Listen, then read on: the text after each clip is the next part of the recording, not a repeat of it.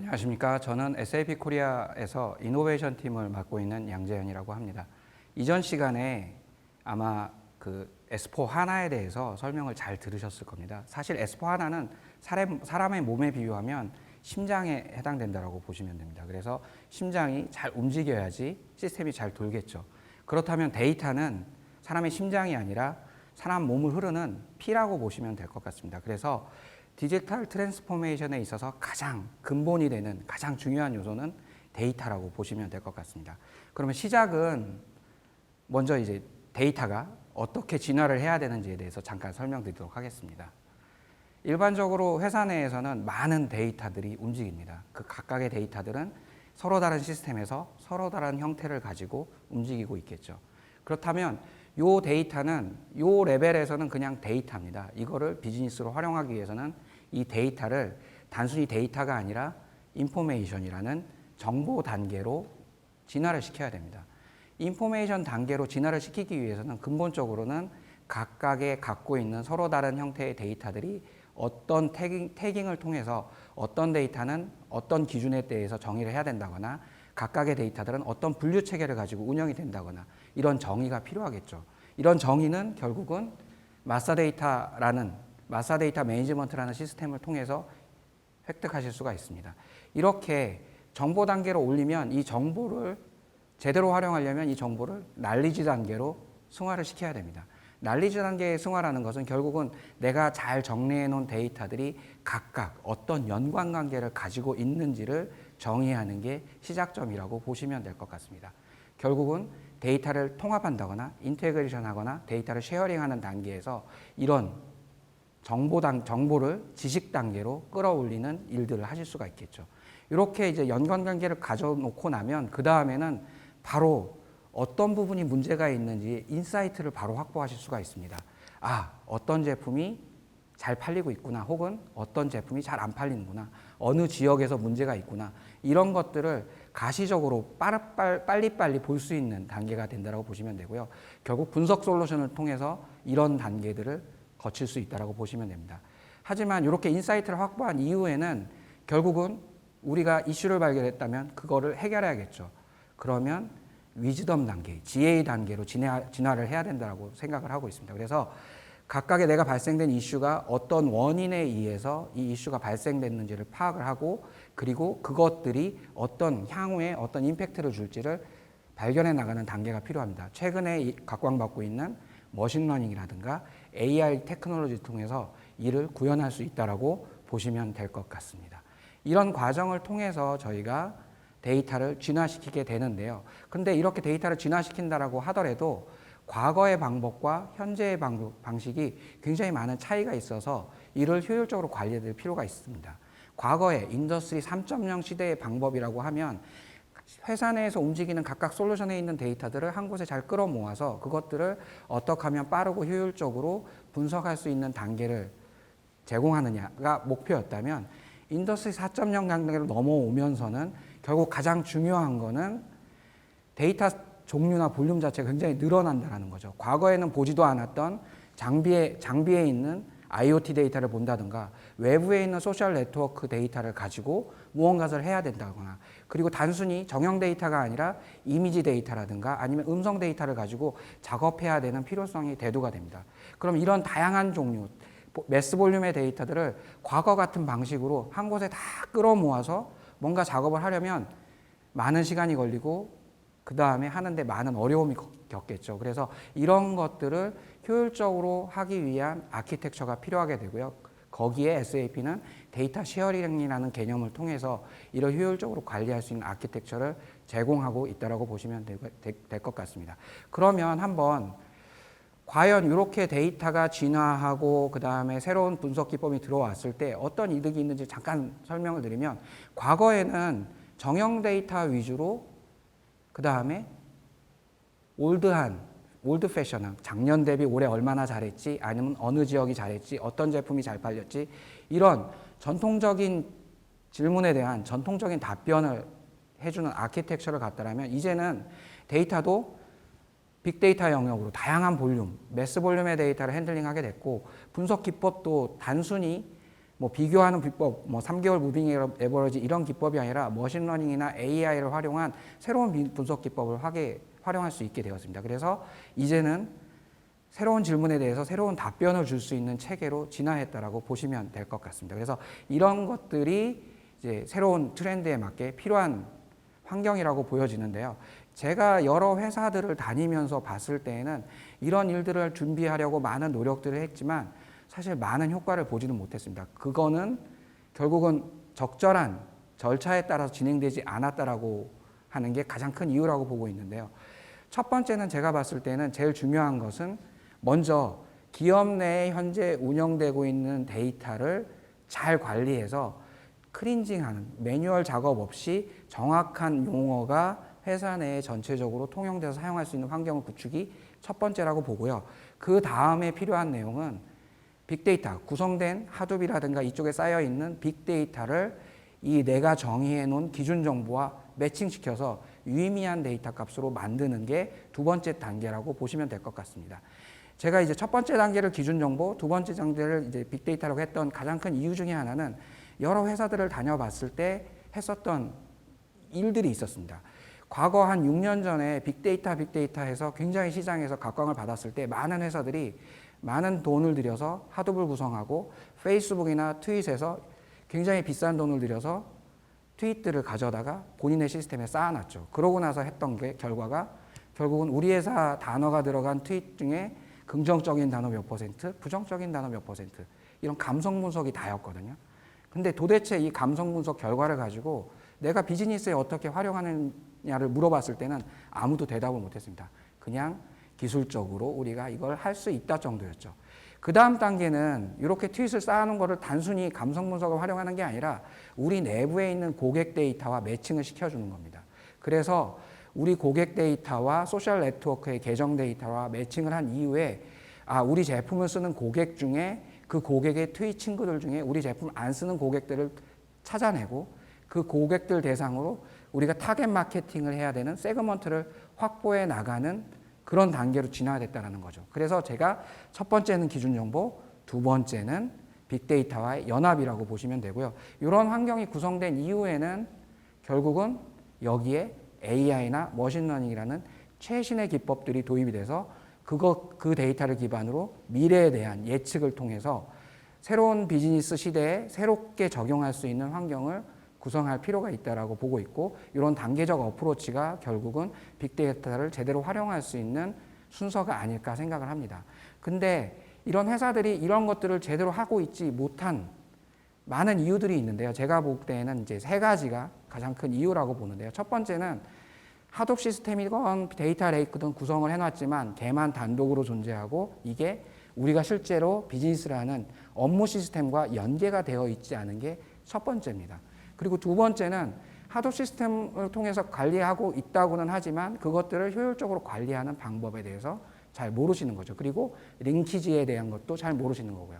세 번째는 이쪽 하둡 쪽으로 진행이 되면 대부분 이제 오픈소스 계열의 솔루션들을 활용하게 됩니다. 이러다 보니 다양한 종류의 솔루션들이 존재하고, 그러다 보면 다양한 종류의 솔루션들을 제대로 핸들링할 수 있는 IT 담당자가 필요하게 되는데, 이 기술의 격차 때문에 이런 것들을 다 업무 담당자들한테 가르치고 배우고 하는데 많은 장벽이 존재한다라고 보고 있습니다. 그래서 이런 것들을 해결하기 위해서 SAP에서는 이런 것들을 해결하기 위한 아키텍처로서 비즈니스 테크놀로지 플랫폼이라는 환경을 제시하고 있다고 보시면 됩니다.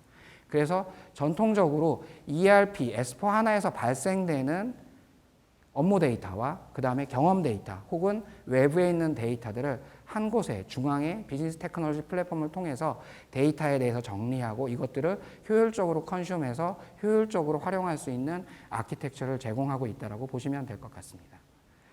거기다가 더 하나 이제 또 필요한 환경이, 과거에는 데브옵스라는 환경을 통해서 어떻게 하면 효율적으로 보다 빠르게 솔루션을 개발할 수 있는 입장에서 개발자와 그 다음에 솔루션 관리자와 IT 담당자가 묶어서 스파이럴 방법론으로 빠르게 솔루션을 개발하는 방법론을 적용했다면, 최근에는 여기에 더해서 여기에 이제 데이터 엔지니어링과 데이터를 관리하는 관리자까지 포함시켜서 이런 것들을 통해서 데이터를 기반해서 올바른 솔루션을 만들어가는 데브옵스라는 개념이 나왔고요. 이 데브옵스 환경을 통해서 단순히 이제 데이터 기반으로 움직이는 회사에서 단순히 이제 데이터를 활용하는 것뿐만 아니라 이것들을 빠르고 민첩하게 활용할 수 있는 환경을 제공할 수 있다라고 보시면 되고, 두 번째는 이 환경을 구성했을 때 가장 큰 또 이점 중에 하나는 최근에 데이터 사이언티스트가 가장 몸값이 비싼 컨설턴트라고 하죠. 그래서 회사 내에서 데이터 사이언티스트를 모셔다가 업무를 시키는데 이분들이 이제 욕심이 있어서 한 1, 2년 업무를 하다가 대충 알겠다 싶으면 다른 곳으로 이직을 굉장히 많이 하시게 됩니다. 그러면 그분이 2년 동안 작업했던 내용이 그분 머릿속에만 있는 거죠. 그래서 이 데브옵스, 데이터옵스 환경을 통해서 그분의 노하우가 시스템화돼서 안에 내재돼서 이분이 이직을 하더라도 다음 담당자가 손쉽게 업무를 캐치업했을 수 있는 환경 구성까지 가능하다라고 보시면 될 것 같습니다. 그래서 지금 여러 회사에서 고민하고 있는 빅데이터를 관리하기 위한 장벽들, 그리고 노하우를 키핑하기 위한 방법들을 위해서 SAP에서는 이런 것들을 효율적으로 활용하기 위한 아키텍처를 제시하고 있다고 보시면 됩니다. 그래서 그 아키텍처에 대해서 잠깐 설명을 드리겠습니다.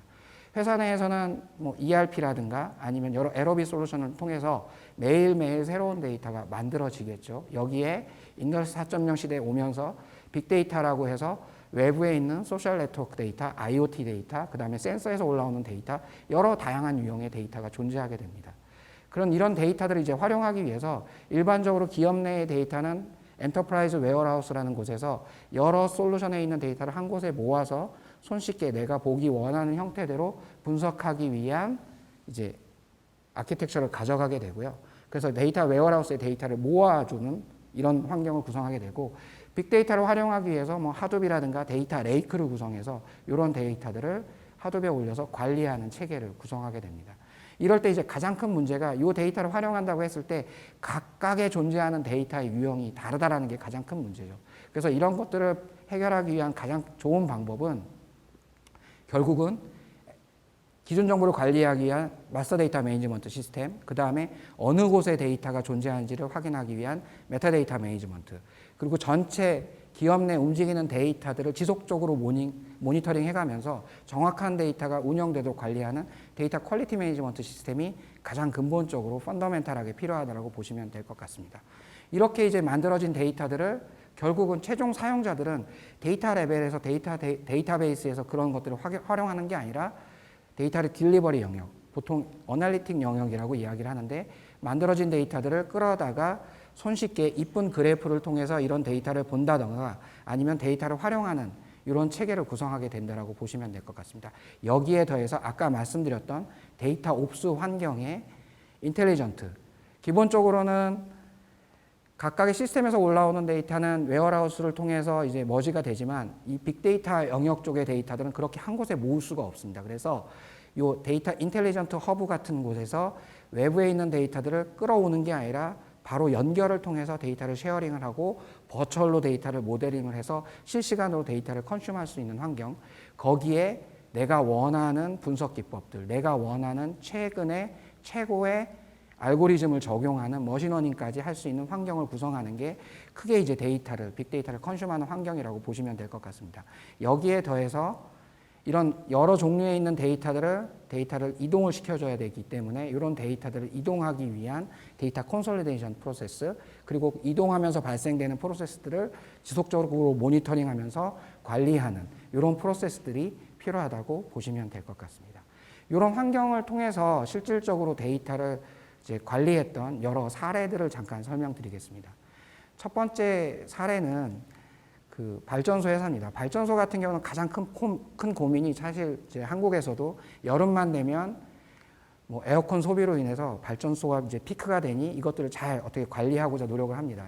미국에 있는 이 회사도 마찬가지로 추수감사절이나 아니면 크리스마스 같은 때 전기 소모량이 굉장히 많았다고 합니다. 그래서 이런 것들을 지속적으로 모니터링 해가면서 요거에 발전 소비가 피크 타임이 올 때 효율적으로 전기를 공급하기 위한 체계 구성을 필요했고요. 이것들을 하려고 봤더니 이제 전기 소모에서 오는 메터 쪽에서 올라오는 데이터 혹은 변압기에서 올라오는 데이터, 거기에 ERP에 있는 실적 데이터들을 함께 아우러서 분석해야 될 필요가 있었고요. 그래서 그런 것들을 하나 플랫폼 안에서 그것들을 모아서 분석하고 분석된 결과를 손쉽게 볼 수 있는 이런 프로세스를 진행했다라고 보시면 될 것 같습니다.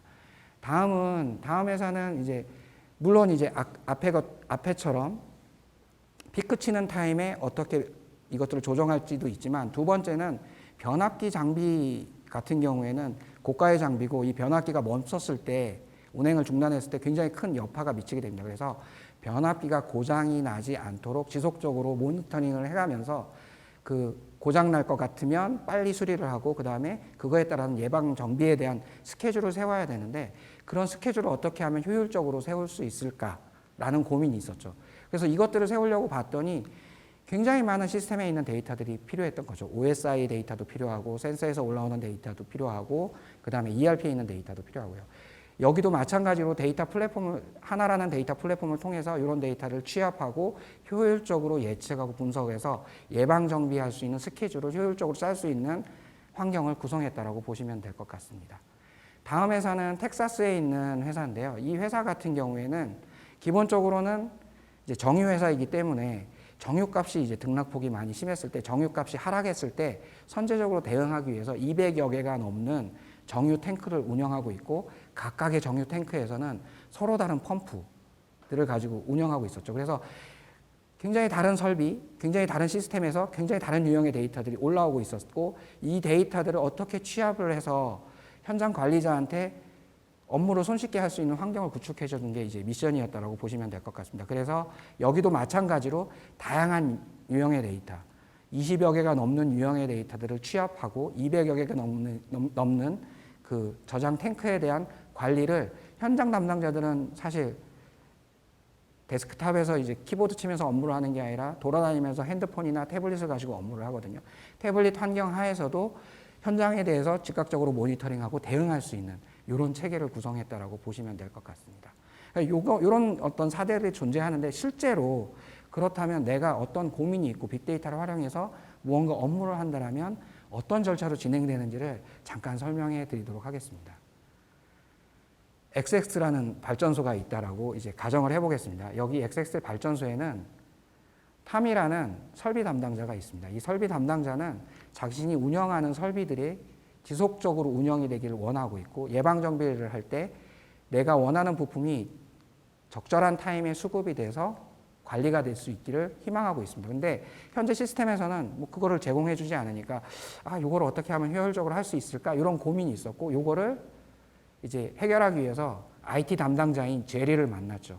제리에게 자기 아이디어를 이야기를 하고 이걸 해결할 수 있는 방법이 없는지를 문의를 했고, 제리는 그 아이디어 좀 괜찮은 것 같아요. 제가 돌아가 봐서 한번 확인해 볼게요 해서 돌아와서 본인의 팀에 있는 IT 담당자들과 디자인 띵킹을 진행을 합니다. 그래서 전체적으로 회사 내에 어떤 설비들이 존재하고, 각각 설비들은 어떤 센서가 달려 있고 어떤 데이터가 들어오고, 대략의 이제 그림들과 아웃라인과 아이디어를 뽑아냈죠. 그렇지만 이렇게 아이디어만 가지고 뭔가를 할 수 있는 건 아니죠. 아이디어에서는 이미지 센서를 활용할 수도 있고, 아니면 ERP에 있는 데이터도 활용할 수 있다고 하지만, 실제로 그 데이터가 어떤 형태의 데이터가 있고 어느 시스템에 있는 데이터가 있는지를 이제 모르는 거죠. 그래서 이 담당자는 인텔리전트 허브를 통해서 우리 데이터가 어떤 시스템에 존재하지? 그리고 그 각각의 존재하는 데이터는 어떠한 형태로 존재하지? 그리고 그 데이터는 내가 쓸만한 품질을 가지고 있나? 이런 것들을 시스템을 통해서 손쉽게 확인을 하는 거죠. 손쉽게 확인한 이후에는 요 ERP 데이터와 아니면 요 센서 데이터와 조합을 해서 유의미한 데이터셋을 만들 수 있겠다. 사실 이 과정이 데이터 사이언티스트들이 가장 많은 시간을 들이는 과정이거든요. 실제 분석 업무보다는 80% 이상은 이런 어떤 데이터를 마사징하는 데 많은 시간을 소요하고 있다고 합니다. 하지만 SAP 솔루션을 통해서는 내가 원하는 유형의 데이터를 버추얼로 모델링하고, 버추얼로 모델링한 데이터들을 내가 원하는 유형으로 손쉽게 준비할 수 있는 데이터 프레퍼레이션이라는 아키텍처를 제공하고 있다고 보시면 되고요. 이 아키텍처를 통해서 내가 원하는 형태로 데이터를 이제 만드는 거죠. 그렇게 만든 이후에는 이것들을 효율적으로 업무를 진행하기 위해서 어떤 프로세스로 데이터를 진행해야 되지라고 이제 그림을 그리게 됩니다. 그림을 그리면 이 데이터는 센서에서 갖고 오고, 이 데이터는 ERP에서 갖고 오고, 또 그 갖고 온 데이터를 어떻게 머지를 하고, 머지된 데이터에 어떤 알고리즘을 적용할지를 이렇게 화면상으로 드래그 앤 드랍으로 손쉽게 구성을 합니다. 이렇게 구성을 한 이후에 이 결과에 대한 아웃풋을 이렇게 비주얼라이저해서 보여주는 거죠. 그러고 나서는 탐을 부릅니다. 탐에게 우리가 이렇게 목업 프로타입을 해봤는데 이 결과에 만족하세요? 라고 물어봤더니 탐은 당연히 만족한다라고 하는 거죠. 그러면 이렇게 만족한 걸 가지고 다시 개발을 해서 뭐 시스템을 만드는 게 아니라 바로 이렇게 프로타입한 거를 바로 디플로이를 해서 바로 솔루션으로 만들 수 있는 아키텍처도 같이 제공하고 있다라고 보시면 될 것 같습니다.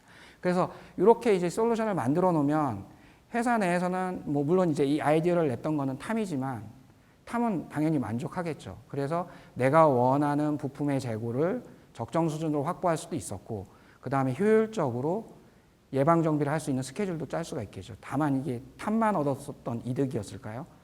사실 재무 담당자 입장에서는 적정 재고를 유지하는 걸 가기 때문에 전반적으로 비용에 대한 효율성을 얻을 수 있어서 이 시스템은 재무 담당자에게도 도움을 줄 수 있었습니다. 그리고 구매 담당자 입장에서는 데이터를 분석해 봤더니 특정 벤더에서 납품하는 부품만 계속 좀 문제가 생긴다. 뭐 이런 일들을 찾아낼 수가 있겠죠. 그러면 이 구매 담당자들은 이제 그 벤더하고 협상을 할 때 협상 포인트로 그런 데이터를 활용할 수가 있겠죠.